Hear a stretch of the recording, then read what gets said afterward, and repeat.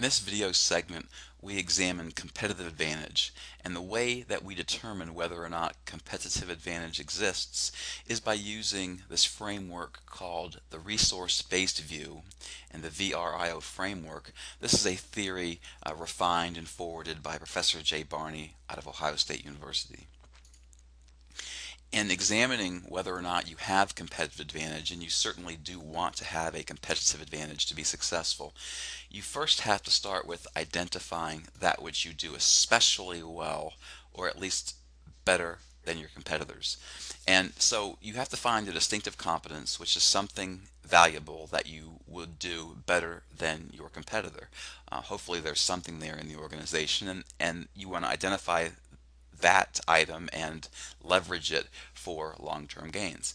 If you look at the iPod, this is an older iPod down at the bottom of your screen, versus its early rival, the Microsoft Zune, the iPod was obviously more successful in the long run because it was continuously innovative, had the click wheel which the Zune did not have, and continued to morph into new and different types of models. So the R&D and the innovativeness was certainly a distinctive competence. Okay, and so that's what gives you a competitive capability that rivals cannot match. And I think Microsoft kind of gave up on this because they just couldn't keep up with the innovativeness and the change that Apple was undergoing in this very important marketplace. This distinctive competence that you hope to identify becomes the basis for sustained competitive advantage, and we introduce the word sustained here because what you really want for a successful organization is competitive advantage that lasts over time. Some examples, in the automobile industry, Toyota and really more recently even Nissan is noted for having a lower cost structure than all other automobile manufacturers, which is to say they outsource quite a bit, but they're very efficient, they're very lean in the automobiles they produce. It's not to say that they sell for lower prices than anybody else, but they certainly have a lower cost structure, which makes them, according to the business model, a more profitable organization than one with a higher cost structure. And of course, Starbucks is pretty easy to see that Starbucks in the coffee shop arena has been innovating coffee drinks, commanding price premiums for exotic coffee drinks, and the store ambiance is something that no other competitor in the coffee store market has been able to imitate. So these are certainly things they do better than competitors. Now, the resource-based view takes a look at two different items: resources and capabilities. Resources are probably the most important in the context of the matter at hand, and that resources can be either tangible or intangible. That's how we dichotomize them. And of course, tangible items are things you can taste, touch, feel, smell, such as factories, products they introduce. You could re-engineer, you could duplicate a factory, of course. But there's also the intangible assets that an organization might have, like reputation. You can't really see that. You can't duplicate it because you really don't know how exactly a firm got there with respect to reputation, if indeed it's a grand reputation. And so these resources are used to find and implement strategies.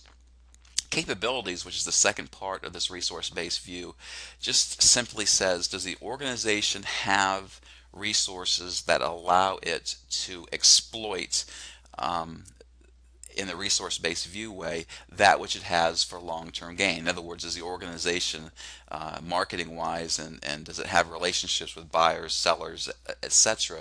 Does it have the ability to forward those rare or valuable, tangible, or intangible resources? And we'll do some practical examples of these so it makes sense.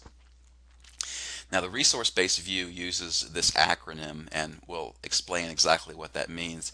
And we're also going to use the De Beers Company, which you probably know has the world's quasi-monopoly on diamonds. It's forwardly integrated, backwardly integrated.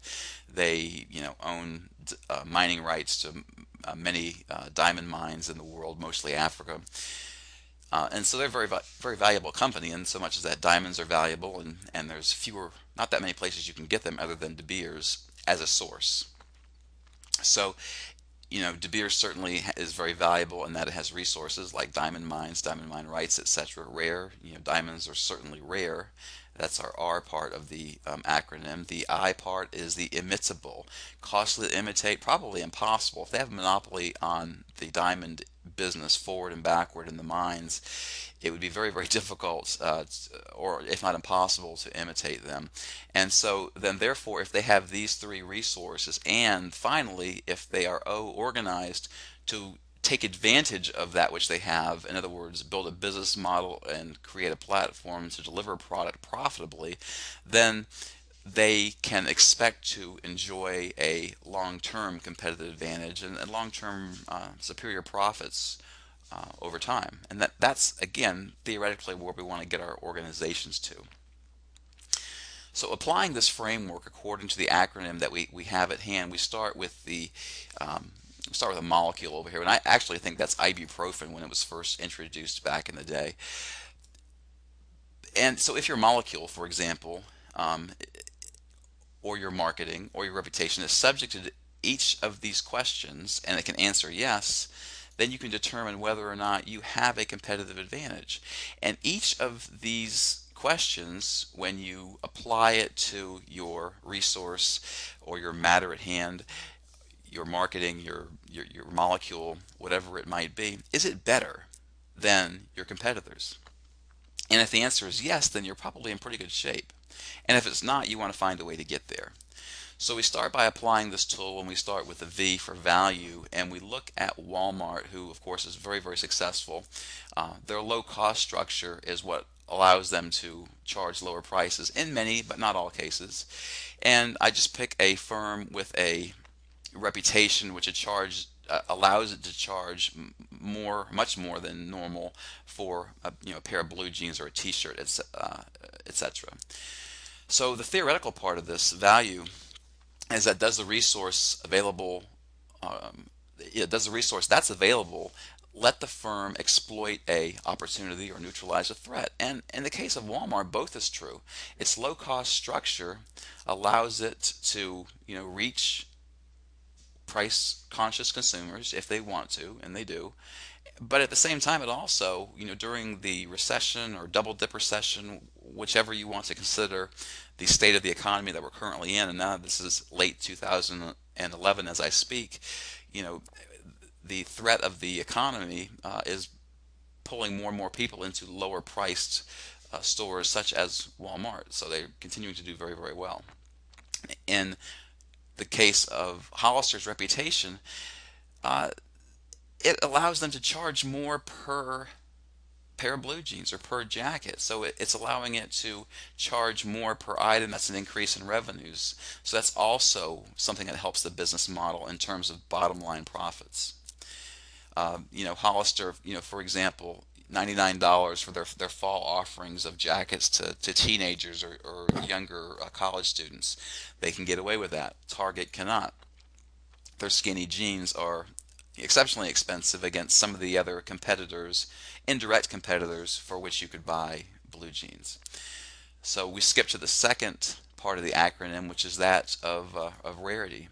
And that was really the problem that we think Detroit had over the first part of this millennium, from 2000 to 2009 or 2000 to 2010.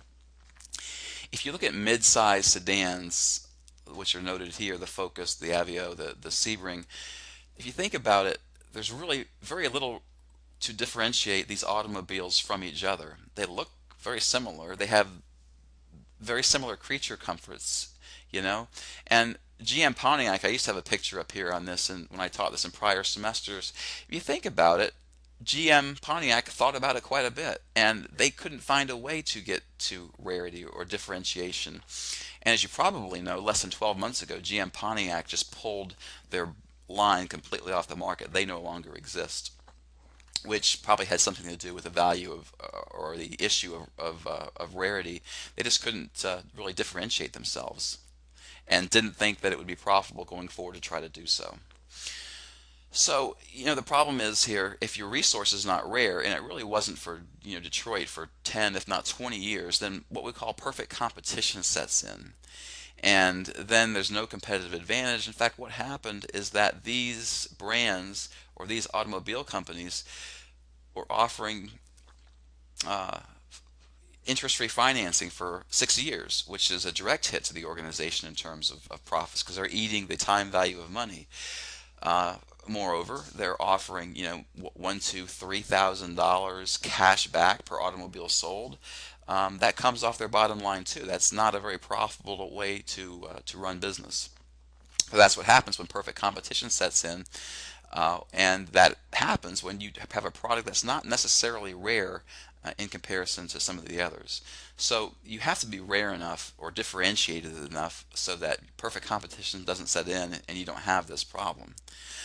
On the other hand, if there are only a few other firms that have the same product that you have, then you could be successful. Powerade, is outsold by Gatorade 4-1 at least. Powerade is still a successful profit-making brand of Coca-Cola because it's able to differentiate itself somewhat, and there's only really one other major player in that market. So there are cases where you can be rare and perfect competition does not set in if you don't have a lot of competitors. And Powerade really only has one, and that's Gatorade. So applying that which we know so far about a organization having an asset that's valuable and rare, the model offerings of Chrysler, really were not valuable over a period of time. They just didn't have that much value in the eyes of the consumer, and that puts them at a competitive disadvantage. And of course, there was the financial woes and government bailout of Chrysler several years ago. And one of the many reasons they had trouble was that their product offerings just lacked value in the eyes of American and even global consumers. If you take a look at an organization that we've not talked about yet, but we'll talk about more in a moment, is that of Sonic Restaurant. Sonic Restaurant, as you may know, is a smaller fast food chain, well, by comparison to Subway and McDonald's, to be sure, but they offer curbside service, some menu differentiation from well, certainly from McDonald's. So they're valuable in so much as that they're drive-in restaurants, but they're not rare in the sense that they're the only fast food restaurant around. In fact, they're outnumbered probably 100-1. But nevertheless, if they at least have something of value, and Sonic has, maybe in their menu offerings or their curbside service, which some people really value, then you can say that this firm can expect to be on par competitively. They should be able to make some relatively good money, not especially high, but they should do okay. You'll remember our talk about the Razor scooter in a previous module, where in the first 3 years it was valuable, people wanted it, it was rare, no one else had it, and there is our competitive advantage, at least temporarily. Okay, we're going to take this a step further by now going into the question of imitability, and we're going to talk about this in the context of Louis Vuitton, which by ranking in a fairly recent article in Business Week, which ranks best global brands, the brand value assigned to Louis Vuitton is about $18 billion, which is exceptional. They can charge a lot for their wares, are highly differentiated, very hard to imitate. In fact, very, very hard to imitate because of this reputation. Again, that's intangible. You can't really see it. You can't get a handle on it. You don't understand completely how they got it. And, it probably would be very prohibitive to go after building a brand of similar value. So there's a number of organizations that sell, various purses, maybe through Target or department stores for $20 a piece, and they have no sights whatsoever on selling in this upper end market. And indeed, it's upper end. One of the product offerings they have for the fall of 2011 are purses. I don't know the name of this, $4,200, which I think is pretty expensive for a purse. In addition, the intangibleness of the resources are more costly to imitate. It's hard to see. It's costly to imitate. That's for sure. Deloitte, the brand name of that in the accounting area is would be very, very costly to imitate. And Harley Davidson's the same way. They can charge more per motorcycle or even T-shirt than other motorcycle manufacturers, just because you can't really see how its reputation is driven. So looking a little bit more at imitability, and we use our Razor scooter friends one more time, is that if there are high costs of imitation, like for example in the case of a patent for a molecule, and in fact a patent is not, it can't be imitated for 17 to 20 years, then you can enjoy a sustained competitive advantage for a short period of time, like this $100 Razor scooter. However, the competitive advantage only exists until somebody comes out with a substitute. Amazon.com, of late is offering similar models to this old Razor scooter for $30. Walmart probably even less than that. But you can bet that if a firm has a competitive advantage and it can be imitated, that others will jump into the market, try to imitate it, take market share, and make money themselves. Razor scooters, of course, we know were a big hit and made some big bucks for several years, and that's gone by the wayside since then. So applying that which we've learned now by adding the imitability into this equation, if a firm's resources are valuable and rare, which we looked at before, like the Razor scooter, then they can expect a short-term competitive advantage. They'll do well in the short run until, perfect competition sets in or imitators jump in, and they're going to lower the price. They're not going to increase it. But if you have a resource such as the brand, the molecule, the reputation of the two best-selling drugs in the world, and I think Lipitor's patent's about to run out, but if they can say yes to being valuable, rare, costly to imitate, yeah, probably impossible right now, then these firms who, Pfizer and Bristol Myers Squibb, can expect to enjoy a sustained competitive advantage or long term, but if and only if they're organized properly. Now, by organized meaning is the infrastructure and marketing, etc., human resources behind the company solid, and certainly in Pfizer and Bristol Myers they certainly are. And so I spend very little time on this organization part. Apple is organized in such a way to support that which they sell. So is 3M. So if their control mechanisms and structure are aligned to support the product, they should do well. Reporting structures, management control, etc. If all of these together can prop up and support a firm's valuable rareness and non-imitability of a resource, then they should be able to take care of a sustained competitive advantage and take advantage of that. So let's put everything together that we think we know about competitive advantage in terms of this framework, and what are the economic implications of them. In the case of Kmart, I wonder aloud, what is valuable about Kmart when they compete in the Target and Walmart arenas? I don't think anything. Target is differentiated. Target is perception of a little higher quality, a little differentiated product line, cleaner, whiter aisles in the store.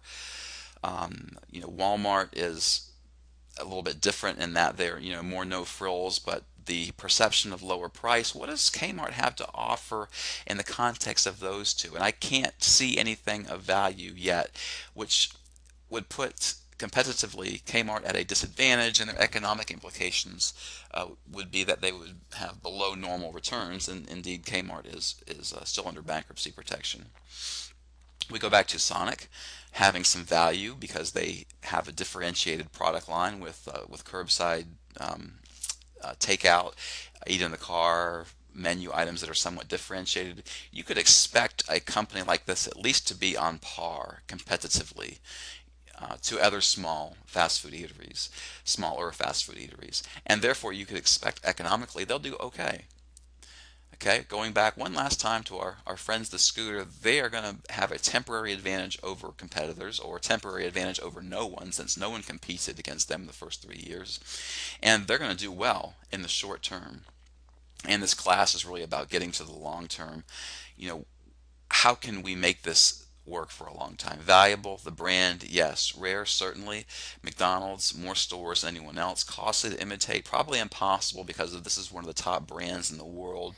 They've made recent big push into the coffee market, and therefore that coffee market brought them the breakfast market, which is the highest growth part of fast food.